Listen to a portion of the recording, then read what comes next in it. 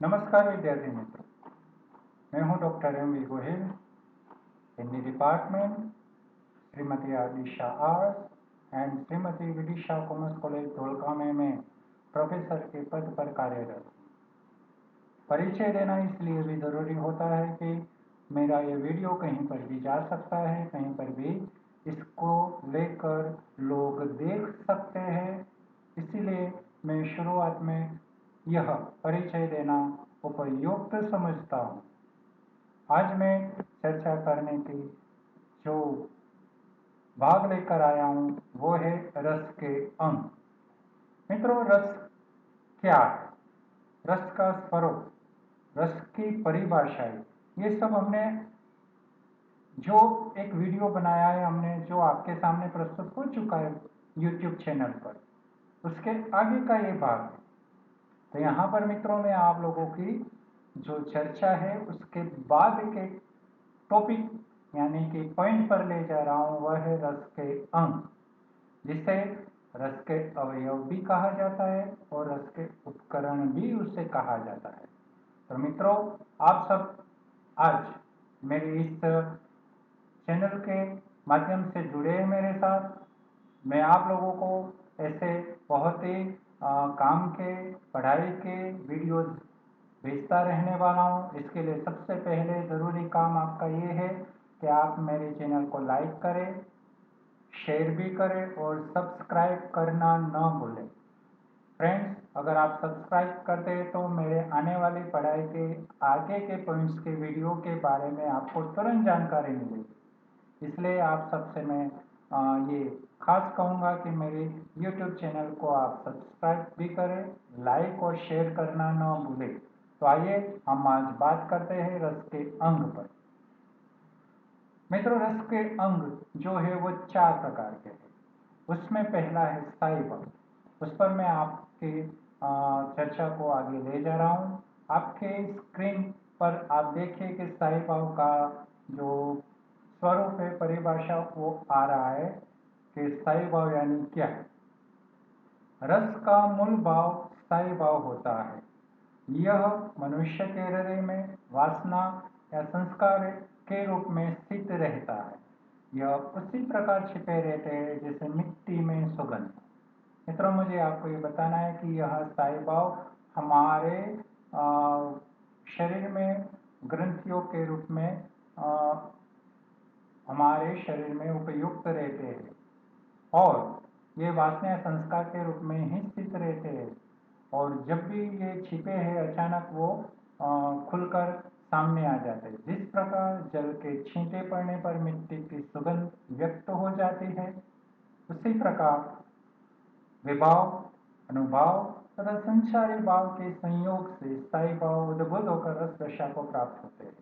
तो मित्रों, आपको मैं बताऊं कि जिस प्रकार मिट्टी पर कुछ जल की छींटे पड़ती और कैसी मिट्टी की एक आह्लादक सुगंध हम लोग एहसास में लेते हैं, बस यह स्थायी भाव भी हमारे शरीर में पड़े हुए हैं। लेकिन वो मूल रूप से ऐसे कोई क्रिया होती तब जाकर वो प्रकट हो जाते हैं, जैसे मिट्टी पर जल का गिरना और मिट्टी की एक अलग खुशबू सौंध जो आती है, वैसे ही स्थायी भाव जागृत हो जाते हैं।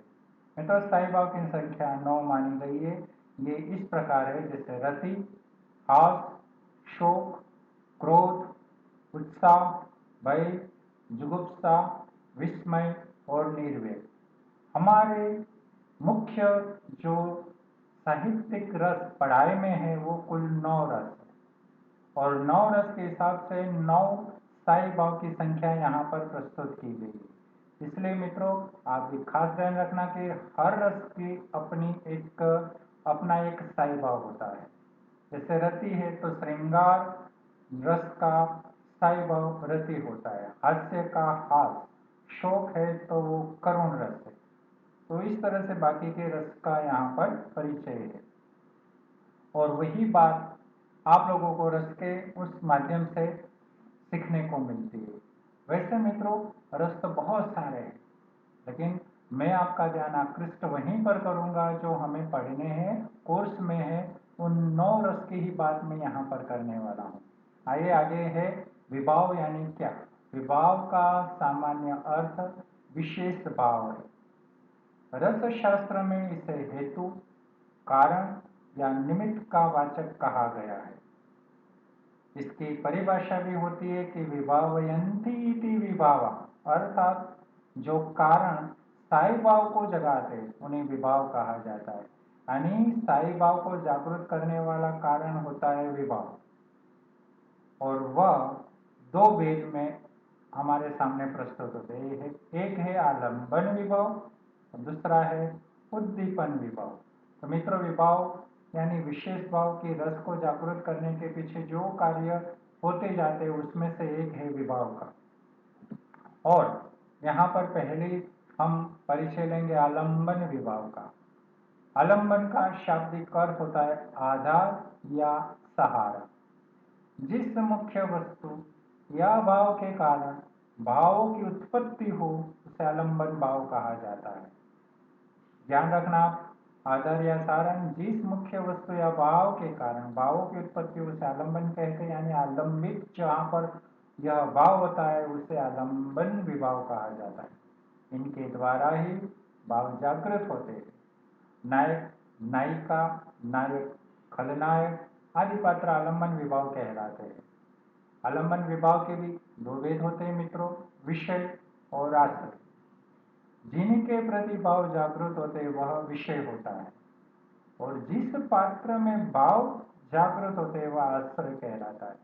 यानी मुख्य विषय होता है, और जिसके प्रति भाव जागृत होता है ना उस विषय का वो होता है आश्रय। यानी आश्रित होगा तब जाकर उसके मन में वो भाव जागृत होते हैं। मैं उदाहरण के माध्यम से आपको आगे समझा रहा हूँ। जैसे शकुंतला को देखकर दुष्यंत के हृदय में रतिभाव जागृत होता है। अतः यहाँ दुष्यंत को आश्रय और शकुंतला को विषय कहा जाएगा। सीधी सी बात है कि जब पहली मुलाकात में दुष्यंत शकुंतला को देखता है तो उसके रूप सौंदर्य पर वो मोहित हो जाते हैं कि इतना अद्भुत शालीन रूप कहाँ से यहाँ इस वन में। और तब जाकर पहली ही नजर में शकुंतला को देखकर दुष्यंत के मन में जो भाव जागृत होता है वो होता है रति भाव। क्यों? क्योंकि वहां पर श्रृंगार रस उत्पन्न होने वाला है। अतः यहाँ पर मैं आपको बताऊंगा कि दुष्यंत आश्रय हुए किसके? शकुंतला के प्रति। तो शकुंतला विषय हुई और दुष्यंत उसके आश्रित हुए। उसी प्रकार दूसरा है उद्दीपन विभाव। उद्दीपन का शाब्दिक अर्थ होता है बढ़ाना। काव्य में रस या भाव को जागृत करने वाले को उद्दीपन विभाव कहा जाता है। आप ध्यान रखना मित्रों कि काव्य में रस और उसके भाव को जागृत करने वाले को उद्दीपन विभाव कहते हैं। उद्दीपन के दो भेद होते हैं, एक आलंबन की चेष्टा है और दूसरा है वातावरण। जैसे रूप, यौवन, हाव भाव, वेशभूषा आदि आलंबन की चेष्टाएं कहलाएगी, जबकि नदी, उपवन, उषा, सायंकाल आदि वातावरण कहलाएंगे। तो हम यहाँ देखते हैं कि दुष्यंत का शकुंतला को देखना, तो ये सारी जो चेष्टा है वो कार्यरत है। शकुंतला के रूप को देखना, उसके यौवन को देखना, उसकी वेशभूषा, उसके हावभाव को देखकर ही दुष्यंत उसके प्रति मोहित हो गए। पर उसको उस बात को और उस श्रृंगार रस को उद्दीप्त करने वाले और भी कई कारण है। उसमें है वातावरण, तो आसपास का वातावरण, जैसे वहाँ नदी है तो कल कल बहती है, उपवन है तो उषा का समय या कोई भी समय हो, तो वो सब यहाँ पर बहुत ही मायने रखते हैं मित्रों। तो ये बात आप ध्यान रखें कि उद्दीपन विभाव के माध्यम से कोई एक रस पूर्ण रूप में जागृत होता है। मैं अभी आपको जो बात बता रहा था कि उद्दीपकता रस को किस तरह से तैयार करती है, तो मैंने कहा कि दुष्यंत शकुंतला को देखते ही मात्र मोहित होते हैं, लेकिन उनको और मोहित करने के लिए वहाँ पर जो वातावरण है और आलम्बन की जो चेष्टा है वो भी कार्य करती है। तब जाकर उनमें श्रृंगार रस का प्रादुर्भाव होता है, रति जागृत होती है और वो उसके प्रति मोहित हो जाते हैं। उसके बाद है अनुभव। रस जागृत होता है पर उसका अनुभव किस तरह से हम अनुभूत कर सकते हैं वो भी यहाँ पर आपको तीसरे जो रस के अंग है उपकरण उसमें समझना है। अनुभव का अर्थ होता है विभाव के पीछे उत्पन्न होने वाला। देखिए विभाव जो आए दो प्रकार के, उसके पीछे जो बात आती है वो है अनुभव। अनुभव मन के भीतर छिपे हुए भाव को प्रकट करके अनुभव योग्य बनाते हैं। मन के भीतर छिपे हुए भाव को प्रकट करने वाली चीज जो होती है वो अनुभव के लिए आती है। जैसे उदाहरण स्वरूप मैं आपको वही उदाहरण को आगे दोहरा रहा हूं कि दुष्यंत के हृदय में शकुंतला को देखकर जो बाह्य चेष्टाएं होती है उसी भाव प्रकटीकरण की चेष्टाओं को अनुभाव कहते हैं। यानी दुष्यंत के हृदय में शकुंतला को देखकर जो बाहरी चेष्टाएं हुई मित्रों, और वो प्रकट करने की जो चेष्टाएं होती वो अनुभव होते कि दुष्यंत देखते तो आंखें उसकी उस अलौकिक रूप को देखकर चंबित से रह जाते कि ये क्या देख रहा हूं मैं।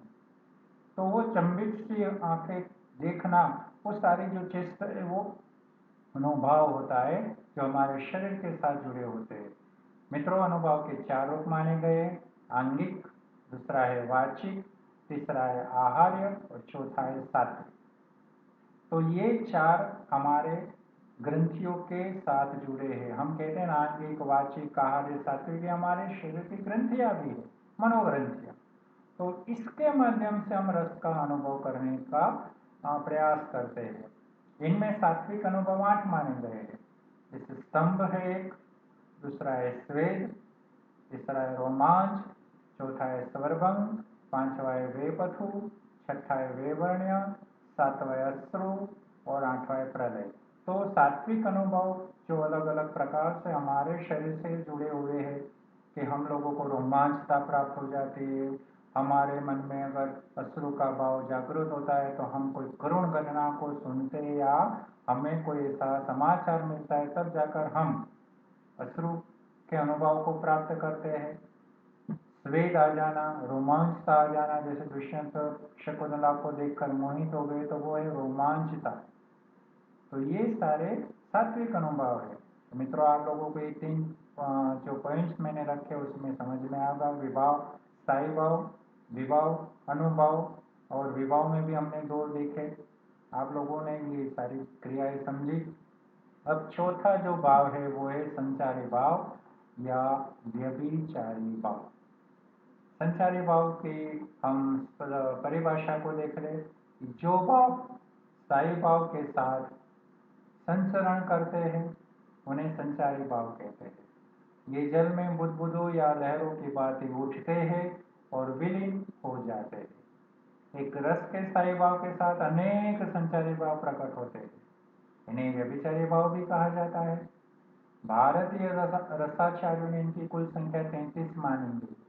मित्रों मैंने आगे के वीडियो में ये 33 जो संचारी वायु उसका पूरा चार्ट प्रस्तुत किया है जिसे आपने बहुत ध्यान से देखा भी होगा।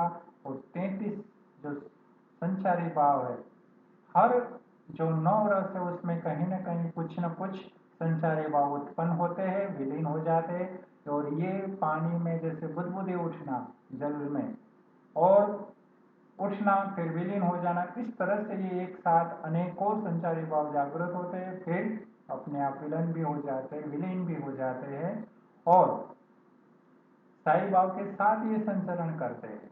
तो मित्रों मैं जानता हूँ आप लोगों को बहुत अच्छी तरह से ये समझ में आए होंगे कि रस के अंग कितने हैं।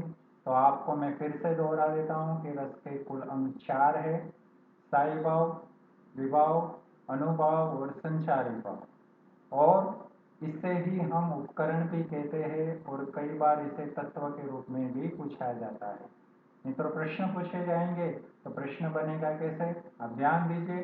प्रश्न ज्यादातर एग्जाम्स में इस तरह से पूछे जाते हैं कि रस के स्वरूप पर प्रकाश डालते हुए रस के अंगों की विस्तृत चर्चा कीजिए। दूसरा प्रश्न है इसी को लेकर थोड़ा फेरबदल से पूछा जाता है कि रस की परिभाषाएं लिखते हुए रस के उपकरणों की चर्चा कीजिए। तो मित्रों आपको कहीं पर भी शंका नहीं करनी है, सिर्फ शब्द बदलते हैं पर आंसर उत्तर यही रहता है। तो आप लोग बड़े ध्यान से इसे समझ लेना, सुनना, और आप लोग आगे के नए भाग में जब मुझे मिलेंगे तो उसकी जानकारी आपको कैसे मिलेगी? आप मेरे चैनल को सब्सक्राइब करेंगे तो आपको तुरंत नोटिफिकेशन मिलेगा। आप लोगों को पता चल जाएगा कि मनीष सर ने एक नया वीडियो अपलोड किया है अपने यूट्यूब चैनल पर।